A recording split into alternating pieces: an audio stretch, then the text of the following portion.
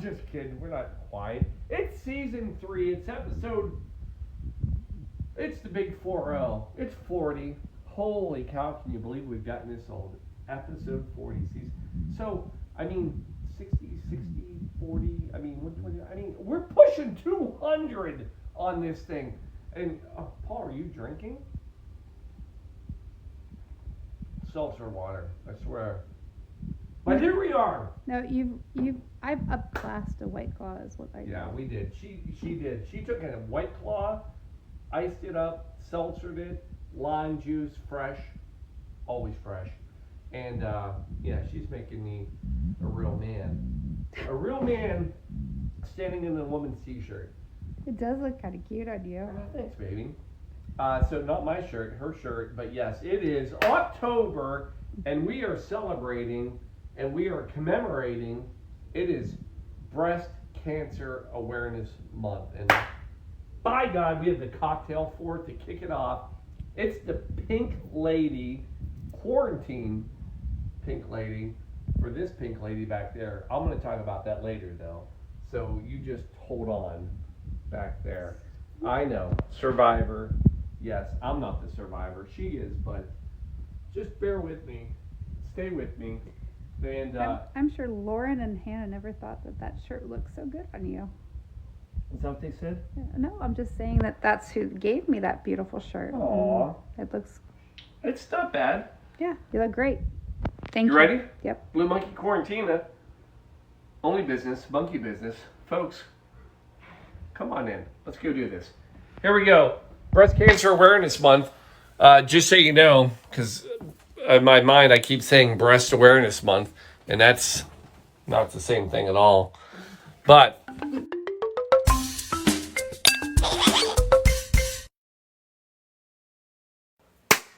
boom, here we are.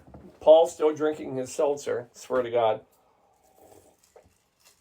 Wearing his breast cancer awareness. And I don't mean to belittle that. It's just me after several drinks today. Folks, I am serious. We are here. And we are doing the Quarantine Pink Lady Cocktail. We're going way back. Way, way, way back. 1911. New York. Broadway. And we're going to Broadway because the Pink Lady was actually a play. And everybody believes that's where the cocktail was named. It was named after a play by Ivan Carroll. So this play, I don't know much about it other than basically it's one of those like great mix-up things where, this guy is trying to get this girl and this girl's trying to get this guy and all these different things that's all happening. And then the Pink Lady at the end of the play sorts it all out. Everybody goes to their perfect relationships. It's a wonderful ending. Anyway,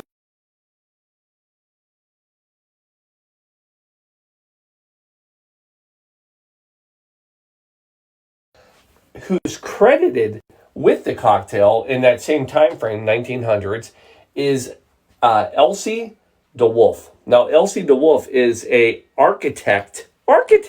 female architect in the 1900s, and also credited as the first interior designer.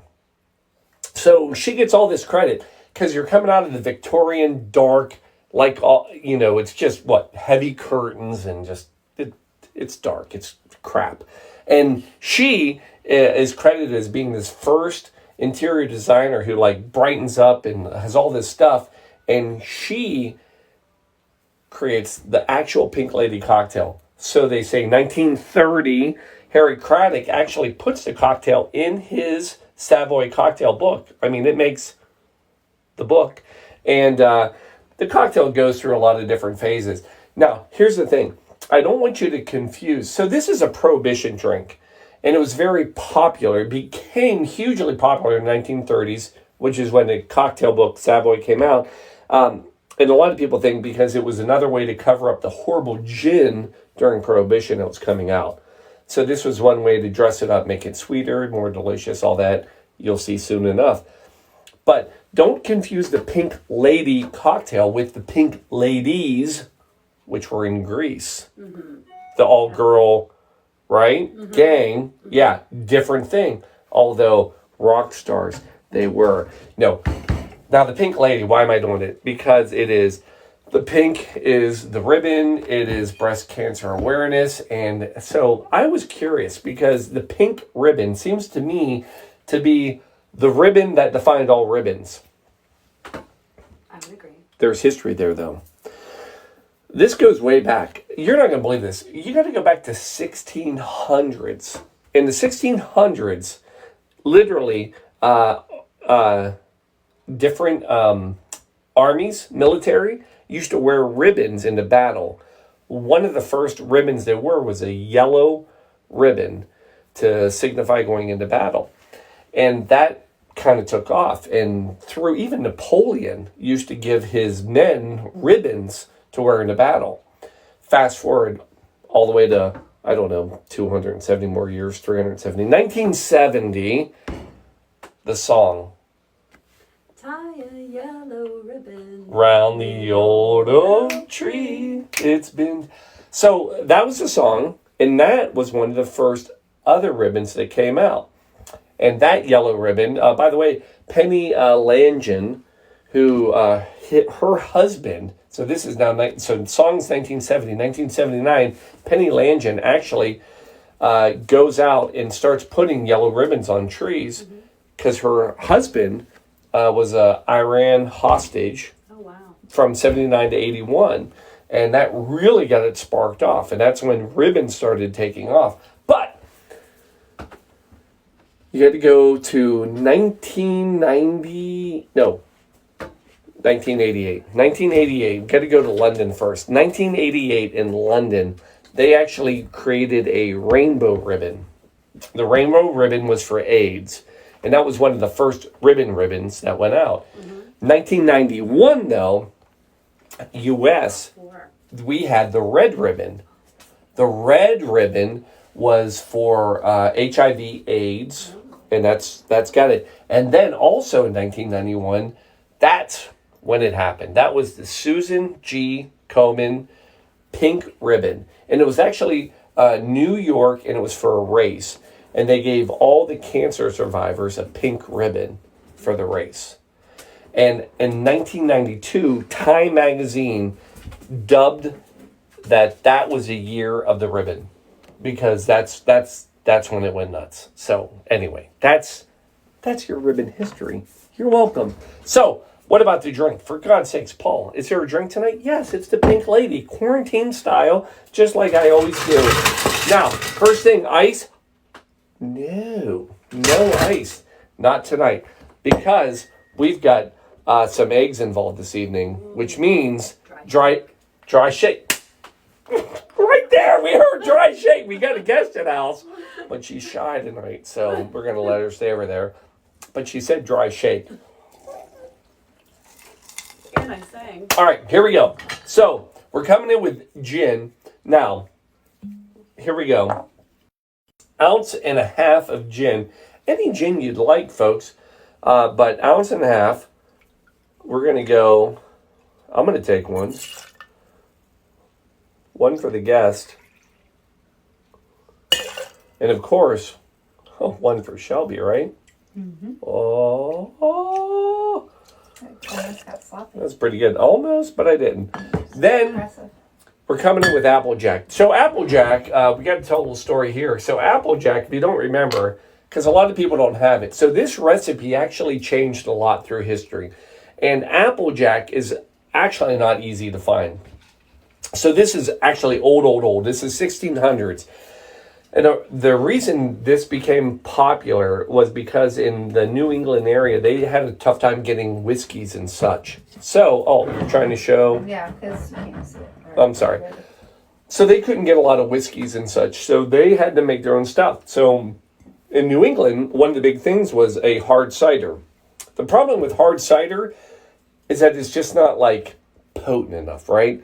It's like, 5-10% alcohol? I mean, please. I mean, I give that to my kids. That's nothing. So it's like, Paul, how do we jack it up? They jack it up, and that's what it's called. Jacked up apple jack. Come on, I'm not making this up. What they would do is they would actually freeze it. And what they would do, they would freeze hard cider. And when they did that, they would literally lift off the ice off the top. That was all the water. Throw it away. And then what was left was a more distilled, it's called cold distilling or jacking. Jack it up. And you ended up with Applejack. Very nice. Yeah, not cereal for kids. No. So anyway, Applejack. So we're gonna go half an ounce. So that's 1.5 total. I'm not splitting up anymore. So 1, 2, 3. One for me, one for our guest, one for Shelby. 1.5. Boom, done. Then we're gonna come in with grenadine. So this is the pink of the Pink Lady. Now, when you're going to do this, it's 1/4 ounce. So 1, 2, 3, 3/4 of an ounce. Did I do that math right? Mm-hmm. So we're going to have to go over here. 1 3/4. Again, don't buy the cheap grenadine. Just make it. It's pomegranate. Thank you. And sugar equal parts. Make it a little syrup. It's deliciousness right here. And boom. That's so fresh made. I'm surprised it's not steaming. I know, we literally just made it. Somebody had to go out and whatever tonight. And then coming in I with needed lemon. mums. I know, huh? I needed mums. We did get mums tonight. Mums are word. Thank you, Mommy. So we're coming in with lemons now. And these are big lemons. Good Lord, these are huge. I can't even fit them in my You juicer. gotta love GMO. God bless. All right, so we're coming in with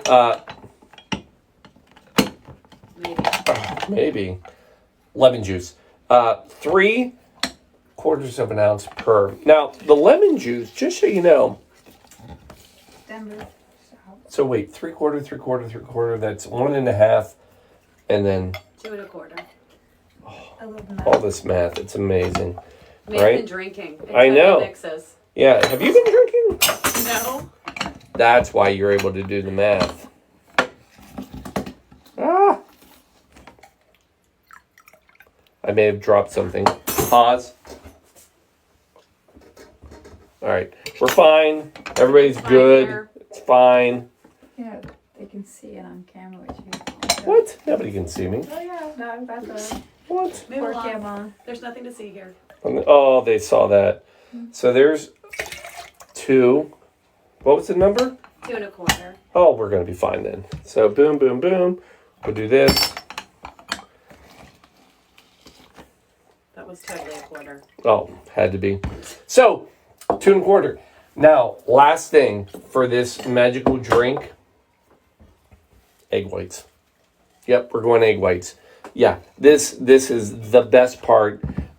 Again, now I'm going to tell you a few things when you're going to do egg whites. First of all, as you've already seen, we're doing. Oh, boy, if this works, it's going to be amazing because this is a bad start with that shell. You got it. Maybe. got it. You think? Mm-hmm. Oh, boy, that is. Oh no, it's dropping. I got it done. Made it. So the thing about an egg white, it doesn't add any flavor. It just adds a little texture. It makes it a smoother drink. A lot of people, Alan, I'm talking to you, are afraid of.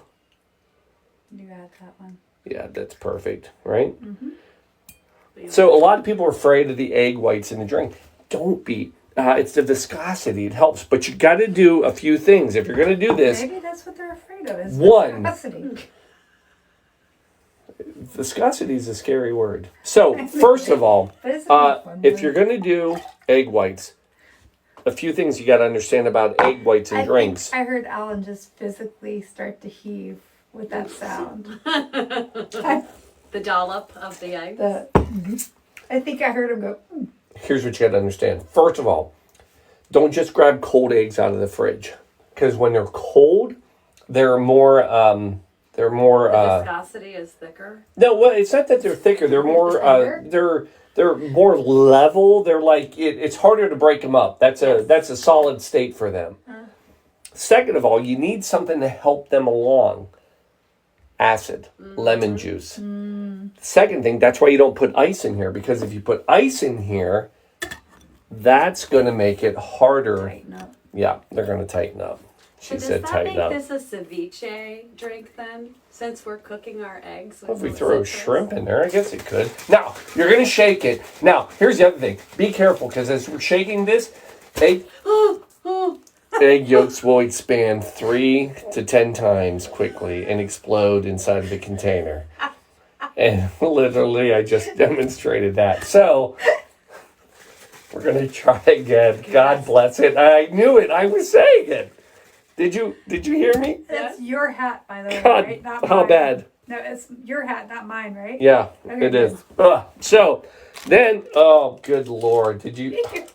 You're very. Folks, emergency. Emergency doesn't explode inside of a container. Emergency is not E. coli based. Emergency is saving lives. No, those Not are not like- Coley based because those are It doesn't matter. from a very localized hen house. All right, it's a hen house. Folks, are after free you range. put your hen house into the cup, and then Those are very free range. we're never gonna get done with this episode right now. Oh, You boy, know here that. it It's a very Here we safe go. egg. We're trying again. Now you can go with the cold shake. Hopefully it won't explode in your hand. Oh my God, I was literally just... Perfect timing. Now, here's what happens. We have our grenadine, we have our Applejack, we have everything. Now, we're going to pour it into the coupe glass, which is a perfect glass tonight. Why is it perfect glass? Because the coupe glass, it is thought to believe that coupe glass is a mold of Marie Antoinette's boob, breast. breast. Is that better? Yes. Breast. Anatomically better. Yes, and that is how the coupe glass was invented. Gorgeous. pretty. It looks like a pink lady.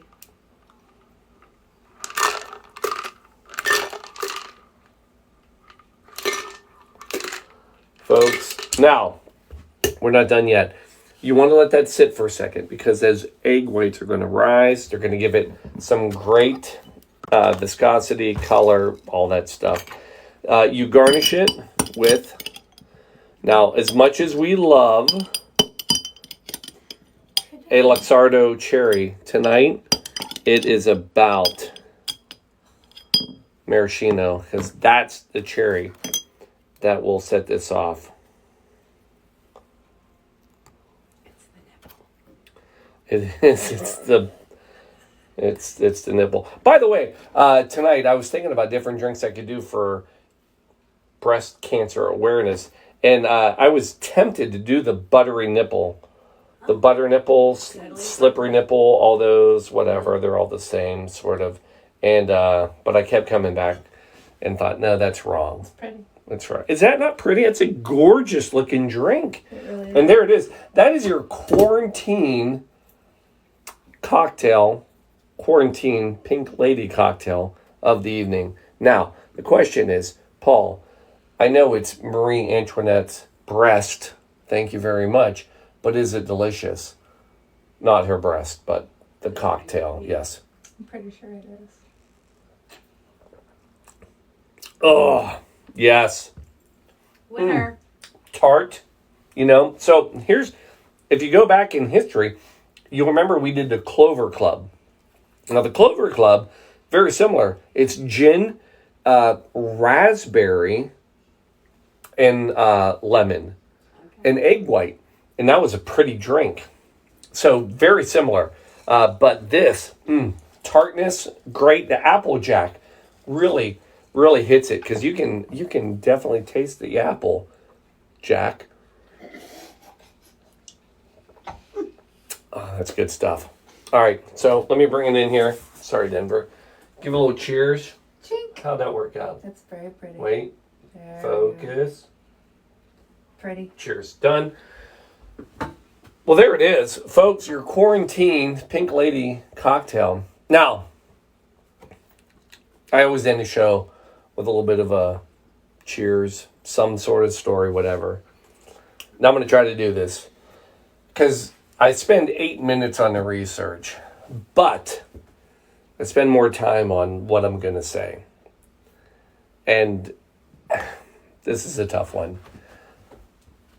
5 years ago, I'm not a cancer survivor. But this woman who's sitting right there is a cancer survivor. And I don't know where my world would be if you hadn't pulled through and done this. Stop it. You're going to make me teary-eyed. But as we sit here and we do this, and to you, my cancer survivor, right here,